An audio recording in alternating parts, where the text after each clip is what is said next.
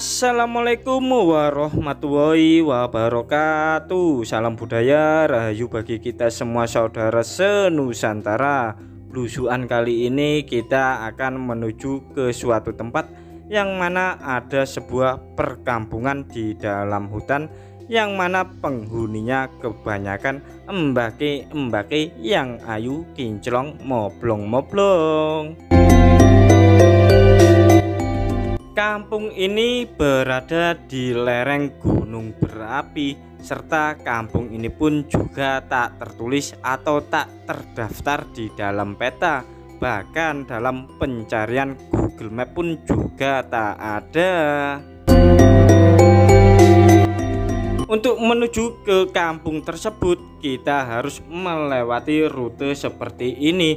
Bahkan kalau kalian ingin datang ke kampung ini, kalian harus mengajak beberapa warga dari luar kampung ini yang jaraknya kurang lebih 10 km lebih. Kampung ini juga sangat jauh dari pusat kota, pusat perbelanjaan atau pasar, pusat kesehatan atau puskesmas, bahkan pusat pendidikan atau sekolahan, baik itu sekolah dasar, menengah pertama maupun menengah atas. Untuk bisa menuju ke kampung tersebut, kita hanya bisa menggunakan kendaraan roda 2 saja. Untuk kendaraan roda 4 sekelas mobil tidak bisa masuk, hanya kendaraan sepeda roda 2 atau sepeda motor, karena medannya di sini banyak bebatuan, kerikil serta pasir, karena di daerah sini sering terjadi letusan gunung berapi, bahkan lahar dingin saat musim penghujan. Bagi kalian-kalian yang ingin mendatangi atau mengunjungi kampung ini, silakan datang saat musim kemarau ataupun sebelum atau sesudah hujan deras, karena saat melintasi terowongan Gunung Pegat ini sering terjadi banjir lahar dingin atau bahkan tanah longsor, jadi harap waspada ya.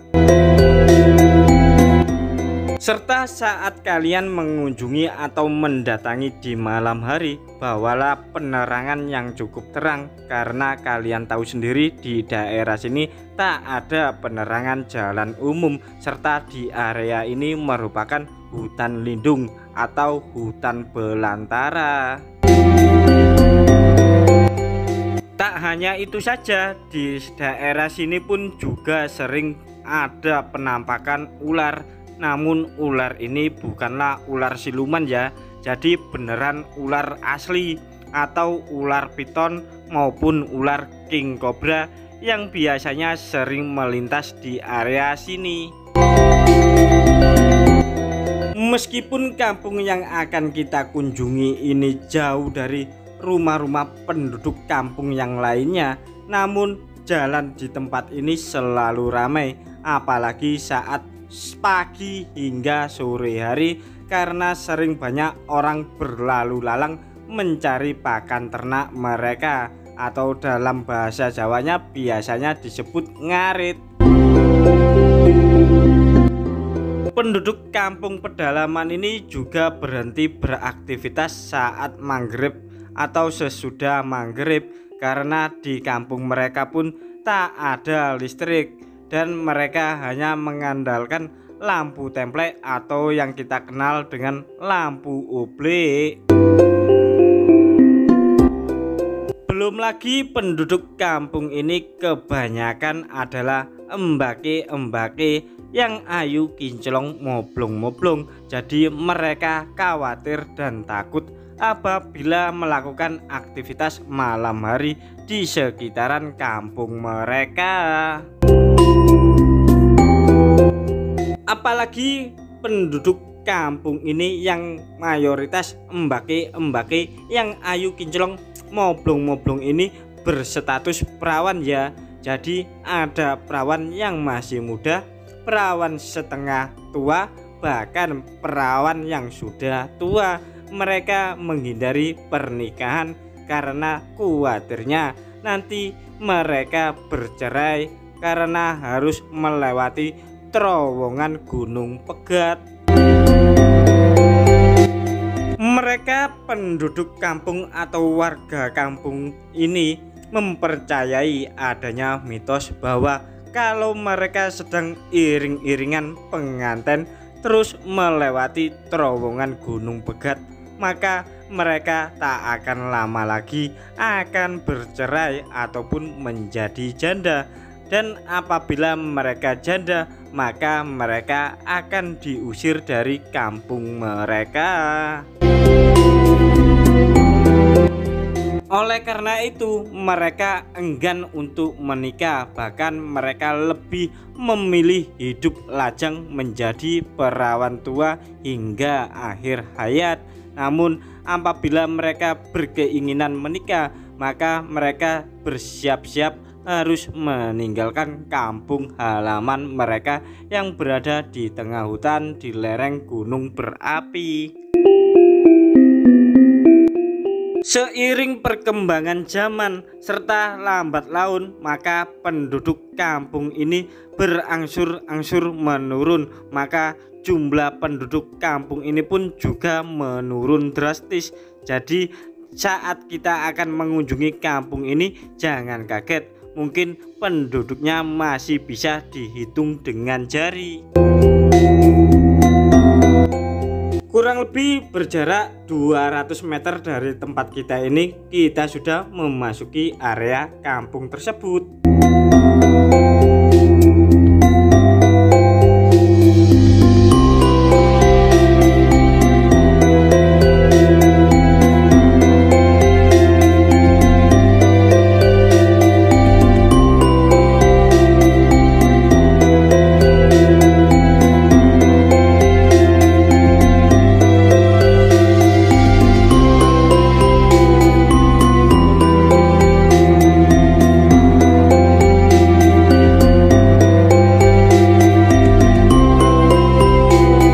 Nah, kali ini kita sudah sampai ya di kampung terpencil yang berada di kawasan hutan karet.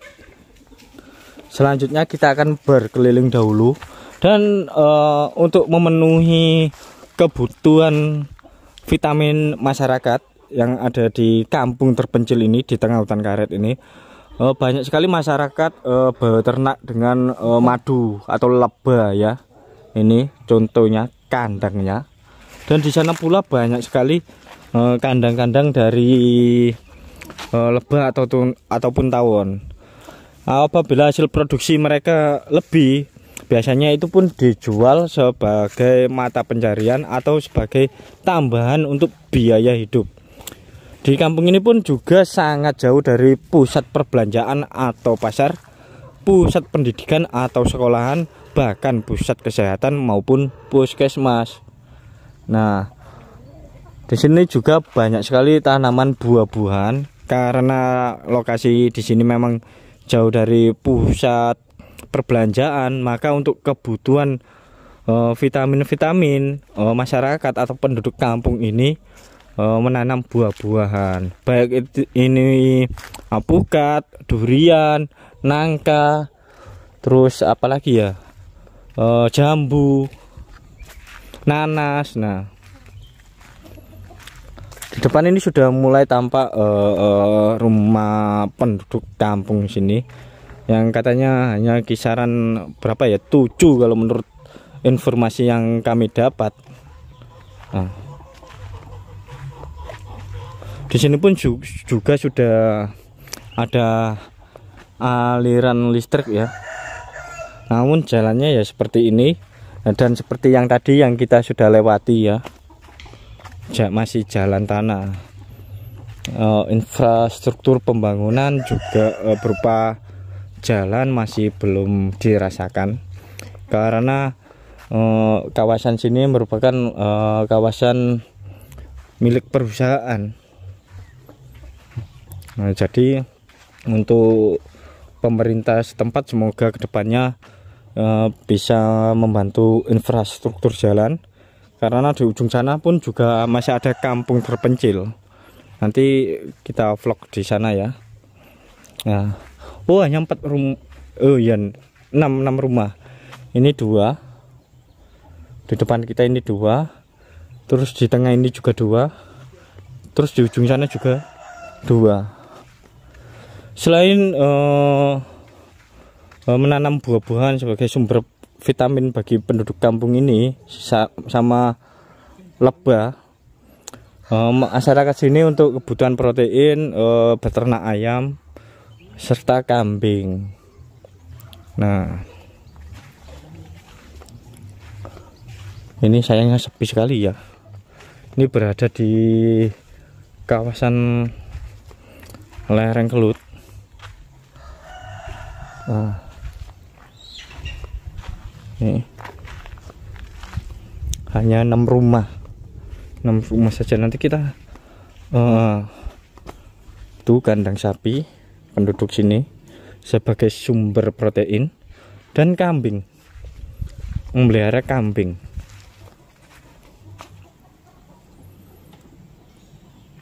Nah, kita coba tanya-tanya sama masyarakat sini tuh yang selesai cari pakan ternak.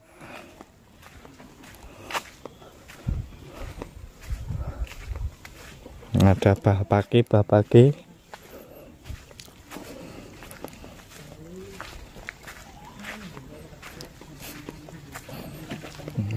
Nah, nyun sewu Pak, badhe tanglet. Niki kampung nopo Pak? Nopo Sumber.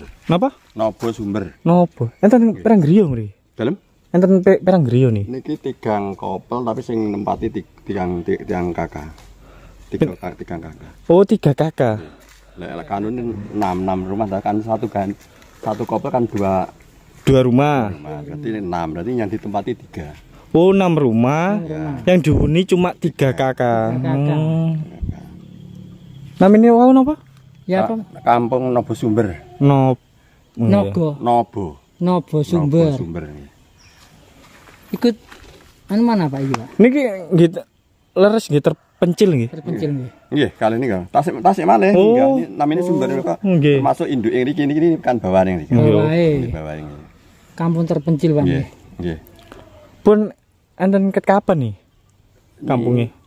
Kampungnya niki. Nggih. Lek kampungnya lek sing kula Sumerpi nggak tak niki tahun mulai tahun 65 pun enten riki lak. Oh, berarti londo nggih, jaman-jamane londo nggih. Nggih, rumiyin griyane mboten niki pun bangunane enggal, rumiyin bangunane biasa teng musala nika tempate.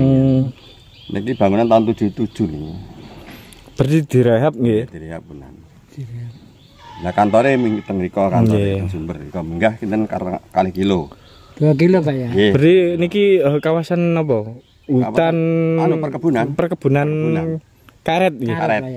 Perkebunan karet. Berarti mriki niku sing penduduk kampung mriki niku napa nggih? Rumah dinas, ibaratnya rumah dinas karyawan nggih. Rumah dinas karyawan. Rumah dinas ini Pak. Rumah dinas karyawan.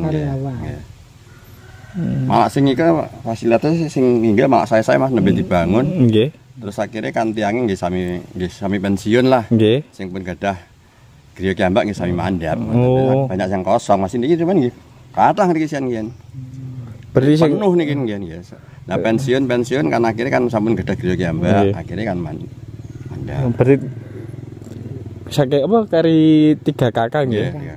Nah sing nginggil kan nggih namung 3 kakak tapi kalau tidak salah rumahnya ada 27 kalau tidak salah. 27 cuma ada 3 kakak. Ya itu yang banyak yang turun Mas. Masalahnya kan sudah punya modal sendiri ya. Oh iya. Nah, ini Bapak sinten nih? Bapak Wagiman. Bapak Wagiman. Asli warga sini. Asli ya. Dulu saya juga di sini di Manbes di sini Manbes besar dulu. Saya pensiun tahun 2020. Oh, berarti 2019 2020 ya. Kemarin ya, iya. Baru kemarin. Ini ngalih mboten napa-napa nggih, Pak nggih? Mboten napa. Nah, itu tadi Bapak Wagiman selaku dulu pernah bekerja di kawasan perkebunan sini sebagai mandor. Nah, memang ada 3 kapel. Satu kapelnya itu 2 rumah dan sayangnya hanya 3 kakak yang di sini dan benar-benar terpencil.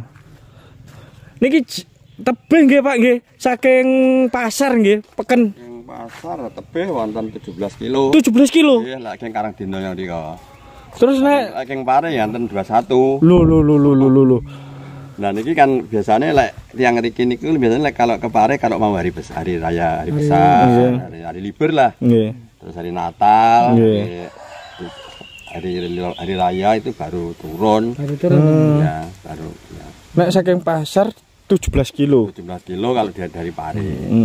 Terus nek sekolah? Kalau sekolah di Sata, dari sini ya 3 kilo lah, 2 kilo. Oh, sekitar 2 sampai 3 kilo. Tadi dekatnya pabrik. Nggih. Nek puskesmas nih. Puskesmas di Puncu. Loh, Puncu. Iya, Puncu. kalau orang sakit dibawa di Iya, Puncu. sana, ya. Jauh berapa kilo, Di Pak? sini juga ada bidan-bidan ada. Oh, berapa kilo, Pak? Situ. Kalau dari sini dari 8 kilo. Loh. Jauh Pak ya. Ya. Dengan medan yang Iya. tanah dan sedikit Iya. berpasir dan berkerikil nggih, Pak nggih. Iya. Termasuk pegunungan niki nggih, mriki. Nah, termasuk ini lereng Kelut. Oh, lereng Kelut nggih. Turun Pak ya. Ya. Lereng Kelut ini mungkin kalau di Kompas enggak nyampe 10 kilo nyampe. Kalau di Kompas loh ya. Oh, nggih. Ya. Kalau dilewati jalur yang alternatif yang sebenarnya ya ada 15 sampai 20 dari Kelut ya. Tapi yang di Kompas dari sini ya hanya 10 kiloan. Nggih. Nah, niku penduduknya nggih. Iya. Ya. Kerja, ya. Nah, nggih pun Pak, nggih matur suwun nggih. Nah, kita coba tanya-tanya yang tinggal di kawasan kampung terpencil yang di tengah hutan karet. Nah, Kita tanya warga Mas. ya itu tadi Bapak sinten? Wagiman. Bapak Wagiman, mantan mandor sini. Namun kali ini kita akan bertanya-tanya langsung sama penduduk kampung sini yang habis mengambil rumput atau ngarit. Ngarit Mas ya ini. Nah, Mas di sini banyak pohon durian Mas. iya, sirkayang. Tapi masih mentah-mentah Mas lo. Masih mentah ya. Ini keadaan rumah Kadang rumah terpencil ya. masih di daerah Gunung Kelut ini. pakai bilik bambu sama papan ya.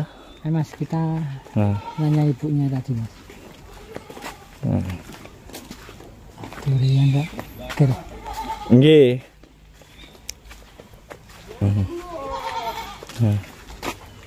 Nah ini ya.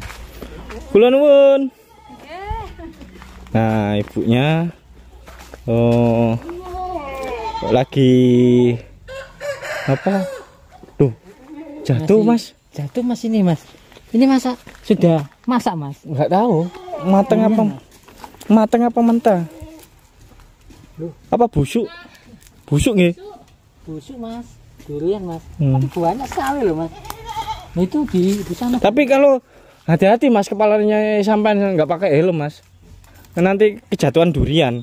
Iya, mungkin. Kalau menurut pepatah kejatuhan durian itu kan dapat rezeki. Malah dapat penyakit Mas kalau sampai kejatuhan buah durian ini Mas. Durian. Iya, malah dapat penyakit. Apa? Bagus loh Mas. Iya. Nanti coba dibuka Mas.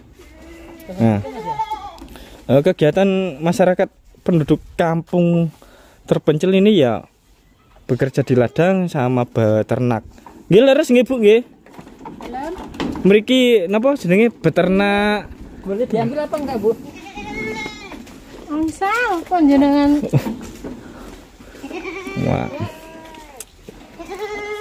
Banyak sekali ya pohon durian. iya Mas. punten Mas nganu nek kotor. Oh nggih mboten napa-napa Bu. Niki leres nggih Pak Bu nggih. Napa jenenge terpencil nggih? Kamu terpencil nggih. Di lereng Gunung Kelut Bu ya. Di tengah hutan nggih. Hutan. Mriki nek ten pundi peken niku atau pasar niku pirang kilo Bu? Jauh Bu. Jauh. Pirang kilo Bu? Berapa kilo?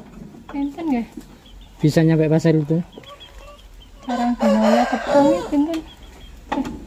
Mboten saged kula. Terus Ada 10 sekitar enggak lebih katanya tadi 17 kilo Mas. Oh, jauh ya Mas ya. Ini ku 20 antara 17. Loh 20 jauh dengan medan yang berat ya Mas ya. Ya. Medan tanah dan berpasir ya. Nah, ini ya. Niku nggih apa penduduk mriki niku karyawan perkebunan nggih. Sedaya nggih. Nggih. Pirang kakak Bu mriki? Ada berapa kakak, Bu? 6 rumah. 6. Tapi sakniki sing dinggene 3. Oh, 3 Tiga kakak. kakak ya. Nah, Nah, ini Mas. kehidupan kesederhanaan penduduk kampung terpencil dengan kesibukan sebagai karyawan perkebunan sekaligus apa ya, berternak. Amet. Nggih, monggo. Model ki ambek niki nggih. Saking benten saking pabrik nggih. Nggih, tumbas ki. Nah, kalau enggak nyambi sebagai beternak, ya pasti enggak cukup nggih Bu nggih gaji sebagai buruh perkebunan. Untungnya masyarakat sini itu cerdas, jadi memanfaatkan alam di sekitar kita, yaitu dengan beternak kambing, sapi, ayam. Nah, pakannya pun melimpah di kawasan sini. Banyak sekali Mas. Nggak usah beli, tinggal mau apa ya, merumput atau ngarit sudah dapat. Nah, itu banyak sekali Mas ya, sapinya. Iya. Nah, dan ini masih apa ya, sederhana banget ya. Ini Dengan MCK-nya Mas ya. Tempat mandi. Nah, sederhana sekali. Ini masih sangat sederhana sekali ya. Ya wajar Mas, kan di apa, di pelosok, di apa, di tengah hutan. Hutan ya ini. Nah, kalau di wilayah kota ya nggak mungkin Mas. Nah, untuk mandi itu pun air dari saluran PDAM yang disalurkan pabrik pipa, ya. Atau perusahaan karet untuk memenuhi kebutuhan penduduknya yang ada di kampung-kampung terpencil sini.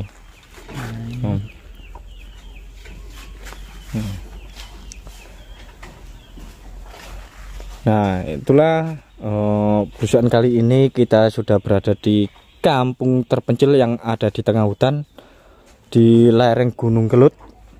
Kampungnya apa Bu? Kampungnya Namanya? mriki, tapi niki nobo ki Mbak, sumbernya kan. Apa sebutannya? Kampung? Nobo. Oh, nggih. Nah, itu yang disebut ibunya, kampungnya. Dan memang di lereng gunung hanya 3 kapel atau 6 rumah dan 3 kakak. Cukup sekian. Assalamualaikum warahmatullahi wabarakatuh.